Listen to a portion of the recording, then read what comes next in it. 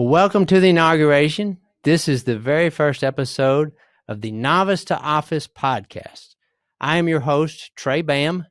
My last name in print looks like it's pronounced any way other than how I just said it, but that is my name, Bam. You heard it correct. I am thrilled to be one of the guides for Market Scale's channel of information and experts. It is my understanding this podcast is something kind of new for Market Scale, in that I will serve as a guide for politics and government. So off we go. Not only has the gang here been very encouraging, but they have an energy that has been wonderful. Why am I a politics and government guide? Well, I have a lifetime of experience in such. I have no formal training in the field. Everything I've learned has been on the street, so to speak.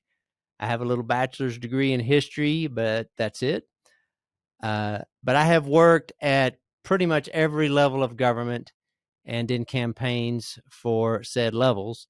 And I mean pretty much every level. There's only two elected offices I've never had a direct role in. That's President of the United States and dogcatcher. I'm too weird to fit in with those who decide who works at the White House, and I'm not much of an animal lover to do the latter job. But I've worked in the U.S. Senate, the U.S. House of Representatives, a state agency, the Texas Senate, a defense contractor, and I've worked as a consultant in various political roles for federal, state, county, city, school board, and political party offices. I'm kind of surprised some people still like me to hang around with all this government smell on me, but everyone needs friends. I guess my earliest memory of anything to do with the public sector was watching Jimmy Carter, I guess it was 1979, address the energy crisis. I was 7. I, of course, don't remember a thing about what was actually said, only that my grandparents made some dismissive remarks after the speech. We were all at their house in Houston, and their attitude was, well, whatever. Everyone in this town is making a killing off of the high fuel prices. The first purely political experience I had was when my dad, who's a physician, decided to run for an unexpired term on our small county hospital board. I was around 9 years old, I think. I thought putting out those flimsy neon orange signs with BAHM on them was the coolest thing. As my dad was building them all, I started putting them out every 10 feet along the curb of our house. He later came out and said, no, we've got to put these out here and over there. There's not enough people here in our neighborhood to vote. I replied, well, that's okay. We'll get our cousins to vote. I guess that's a somewhat viable strategy as long as your extended family likes you. The cousins I was referring to here happen to be my dad's in-laws. So, sometimes it's tricky. But probably the moment I became hooked on politics, or got the bug, and its unloved stepsister, government, was when I was 16. I had just barely passed my driver's license test in the summer of '88. Pretty much everyone in my family will attest that I just barely passed my driver's license test if they've ridden with me. Anyway, the test was administered by the crustiest state trooper that has ever ridden in off the prairie. He rode with me during my test in my mother's car, and it was like being driven along to the gallows. When we got back to the office, he draws, well, believe it or not, you passed. His form read 72. I said, thank you, and I was elated at how government worked. A couple months later, one of those cousins I mentioned earlier entered our pastor's study one Wednesday evening with a special announcement. My cousin had been voluntold to be our interim youth minister, and he said that this evening we wouldn't be opening the scriptures, but instead we would all listen in on a conference call. my cousin had volunteered to be the county liaison for the George H.W. Bush campaign, the dad. We gathered around the sacred pastor's desk with the phone as my cousin dialed the number. Upon answering, the person running the call was none other than an energetic George W. Bush, as he was running his father's Texas campaign. Back then, Texas was still a swing state, so there was a sense of combat on the call. W, anyway, went down the list to each county. I guess it was all 254, and he acknowledged each volunteer by name, including my cousin. This simple interaction just hooked me instantly, and I don't really know why. It just did. And for the rest of the fall, I was the sign delivery guy for the candidates we supported. I could do this because I had access to the family Suburban and because the state of Texas had given me 2 points on my driver's license test. It was a watershed moment for me. I understood the symbiotic relationship of government, regulations, and campaigning. And I would never be the same. If you stick with me for this podcast, not only will you be incredibly moved and inspired by my amazing stories, but you too will understand this symbiotic relationship, and hopefully you'll get hooked too. Maybe you had the tragic misfortune of having a less than average teacher for civics in high school. Maybe you had coach's history. I am sad for you, but your salvation has come. In our podcast, we will talk about the true basics of politics of government, the nuts and bolts, in a concise and entertaining way. In fact, it wouldn't be a politics podcast if I didn't make a promise. I promise you this will be a discussion of government that is opinion free. That is right. That is what I said. Now, I've told on myself a little bit from my stories. You probably have a good idea of where I come from politically, but that will not be the content of the show. We're not going to get wrapped up in the politics of the day's events or ideas. We will surely reference current events, but only insofar as we are explaining government mechanics. We will, of course, have to reference political ideology here and there because of symbiosis. But this will not be a show where a given ideology is defended at all costs, let alone promoted. I may from time to time have guests with different political views, but this isn't going to be Crossfire or The View. Far from it. To the extent I have any real virtues, I think everyone who knows me in politics will affirm for you that I am someone who is fair. Tough, sure, especially when someone is paying me to be so, but I treat everyone equally and according to the rules. That approach will also govern the content of this podcast, I promise. There. Now that we've gotten the bureaucratic requirements out of the way, let's actually dine on our plate of steaks and taters. Symbiosis is the entree. If I asked you, what type of government do we have in the United States, what would be your answer? We're a democracy? Maybe. Okay. So we have a national government where if we need to make a rule for something or go to war or make any kind of decision that should apply to everyone, all 332 and change million Americans get together and vote and majority rules. Is that what you mean? Because that is the definition of the word democracy. That's democracy in its purest form. Okay, so we're not a democracy. So we're a republic. Yes, that is it. A republic. Okay, if by republic you mean a group of elders, some elected by vote, some not, who decide everything for us, well, that's not quite it. That is what they had in ancient Rome. It is sort of what they had in England off and on. The Netherlands about 350 years ago is probably history's best example of a republic. Today, maybe Switzerland comes closest. In the United States, however, we are not a republic in the purest form. We are what's called a federal republic, in that each of the states sends various representatives to a multi-state gathering that is known as the U.S. government. But we are also composed of 50 micro-republics that also do the representative thing. So this doesn't quite fit the United States either. Are we an oligarchy? What is an oligarchy? Well, this is traditionally a small governing glob of individuals acting in the name of a national government who just kind of get together and decide everything, usually delegating their pronouncements to bureaucracies or other institutions, some of which may have democratic features.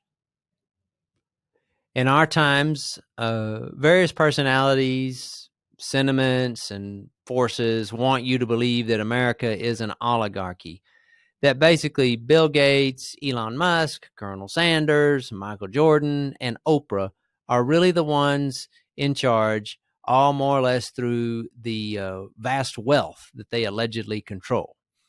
Well, that's just not the case, as we'll discuss at length on this podcast. This is what they have in Russia, an oligarchy, though it would never be in print. One of the core dynamics in Russia is that guys like Putin, while powerful and autocratic, must deal with a political reality that is based on an oligarchy of other individuals. So what kind of government exactly do we have, Trey? We have what is called a liberal democracy. Now, when you hear those words together, you might detect a charge. You might be thinking, well, that doesn't surprise me. We're so far down the woke toilet, there's not enough paper in the world to get us out. That may be what liberal democracy means to you. Or you may think, what? No way. America isn't liberal. The corporations own everything. Well, our first episode will also demonstrate the nature of what we will be doing when it comes to politics and government here on the Novice to Office podcast. Demystification. We're going to strip away all the connotations of so many of these terms and make them more understandable. So, what is a liberal democracy and why does it even matter? The term liberal democracy is a technical one. That said, there is not a concise definition. There is instead a definition based on attributes. As an example, if you took a Mercedes and simply painted the word Cadillac on it, does that make it a GM luxury vehicle? No, of course not. But if you were to otherwise describe a Cadillac in precise terms, you'd end up describing the Mercedes all over again. It's an expensive petroleum-powered vehicle on 4 wheels with luxurious materials inside where you sit. So, what really makes a Cadillac? We can say that a Cadillac is a Cadillac due to several attributes, okay? It is manufactured by an American company, for one. It has a distinct body style, even if you can't really describe that body style. It does not have metric measurements, etc. The same can be said about the attributes that in turn define a liberal democracy. And they are as follows. 1, a liberal democracy is a democracy ruled by law. Unlike a pure democracy, which we talked about earlier, in a liberal democracy, the people who make the decisions can't do so if it goes against laws already made. Those pre-existing laws have to be changed first. Attribute number 2, a liberal democracy separates power so that no one individual or group of individuals can change those laws at will. America has the features of a republic for the very reason that a full-on democracy might harm those it seeks to help. By having representative government, decisions can be made and then accountability can be applied as necessary. For the same reason, attribute number 3, a liberal democracy has an independent judiciary to interpret those same laws or rules. This also serves as a check and balance on other powers. Now, these three attributes didn't just come into being by George Washington's magic sword. In fact, on the face of it, these attributes may seem too abstract to be any good or any practical value. So, to explain this, we must discuss some history, which is my favorite thing. I don't know if you've heard of a guy named John Locke. Not this guy. This guy. Now, this guy needs to get out in the sunshine, I think, maybe help himself to the donuts. You know, it's funny for someone so influential on American government, John Locke has never been depicted in movies or TV to my knowledge. I don't know who would play him. Maybe McConaughey at his Dallas Buyers Club weight. The guy was thin. John Locke was not only critical to America's liberal democracy and how it was formed, but he was also arguably the most influential non-American on America. He was English. He died about 70 years before the Declaration of Independence was signed. But he's the only one who, through writings and through philosophy, no real political activity per se, through his writings, he came up with the idea of a nation that could be created purely on paper. That is, a la the U.S. and its Constitution. Okay, he was the guy who came up with the original terms and conditions. He was born in Somerset, England in 1632. That's out to the west. Locke's life really is the perfect capsule of the development of liberal democracy and how it would play out in America. When he was 10, England had its civil war between the royalists who were loyal to the king and the parliamentarians, who were both noblemen and some regular folks who had obtained republic-style political power after a century of the Reformation, the Protestant Reformation, and the Age of Discovery. Locke's dad was a cavalry captain on the parliamentarian side. The English Civil War is a wild but lengthy story, but to summarize, Locke came up on the side that opposed the monarchy and supported self-rule and freedom as they understood it. Thus, he was a liberal. Liberal at that time meant pretty much anything that wasn't the crown, that wasn't a powerful crown. It doesn't mean what it means today in terms of economic and social justice.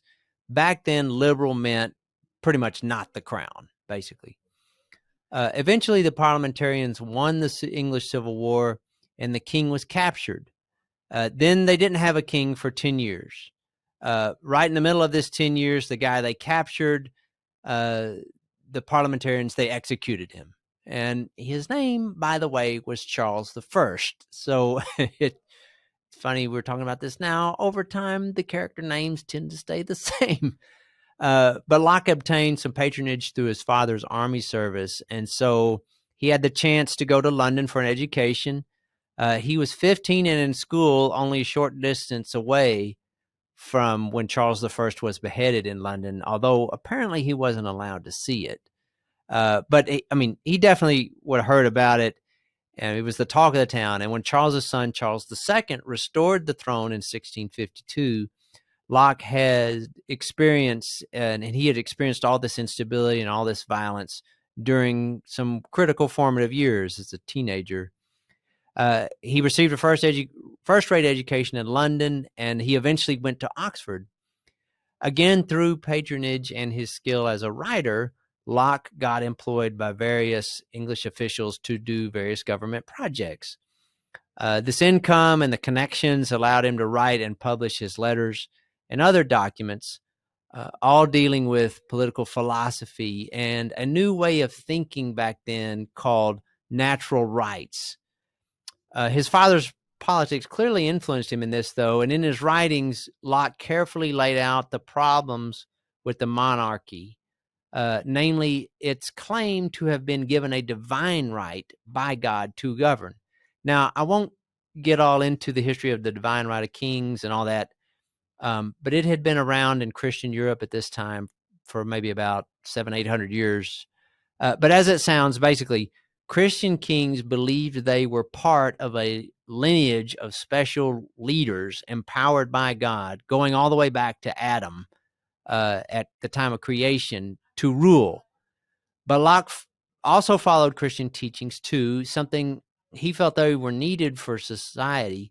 And so he wasn't going to throw the baby Jesus out with the bathwater in his political philosophy, but he understood natural to mean laws in nature established by God, the creator. He didn't understand natural the way modern thought would when like Charles Darwin would come around 150 years later.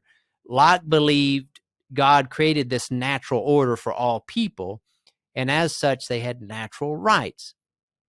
And that those natural rights had to be protected by the government, by the king. They were not granted by the government or the king or anyone else. They were protected. Here we just had 4th of July a couple weeks ago, so maybe this is starting to sound familiar. Locke's most famous writing was called Two Treatises on Government, and he first published it in 1689 when he was around 57. He did this anonymously because the political situation in England was still kind of dicey, and he needed to work. But listen to this. He wrote, this is from the second treatise. To properly understand political power and trace its origins, we must consider the state that all people are in naturally. That is a state of perfect freedom, of acting and disposing of their own possessions and persons as they think fit within the bounds of the law of nature. Now, he wrote that, and but that sounds pretty close to how we roll in modern America, doesn't it?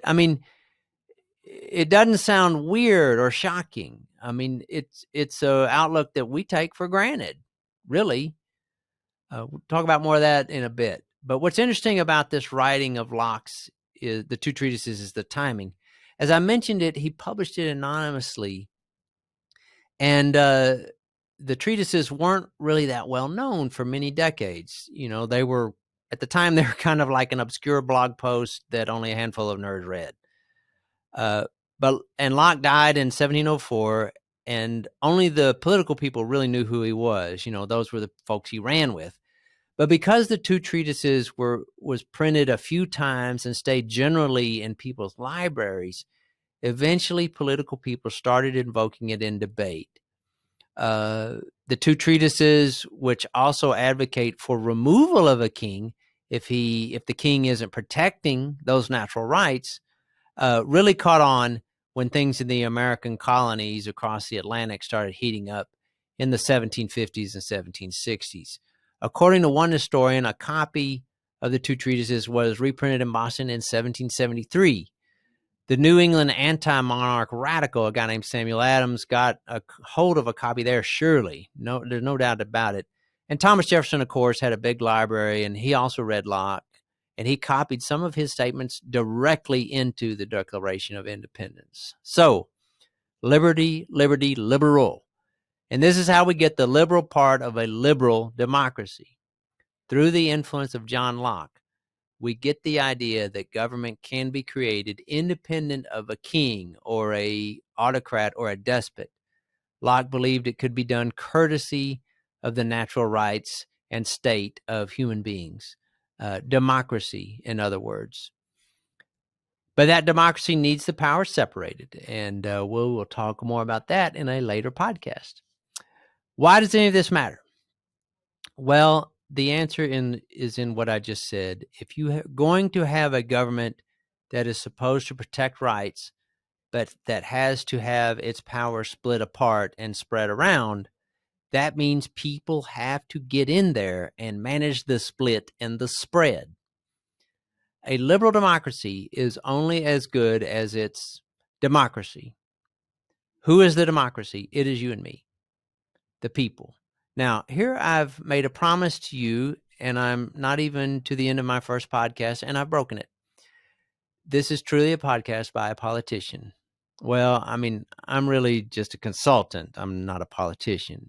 I've never held office. But anyway, a liberal democracy just doesn't do its thing without those it's supposed to protect.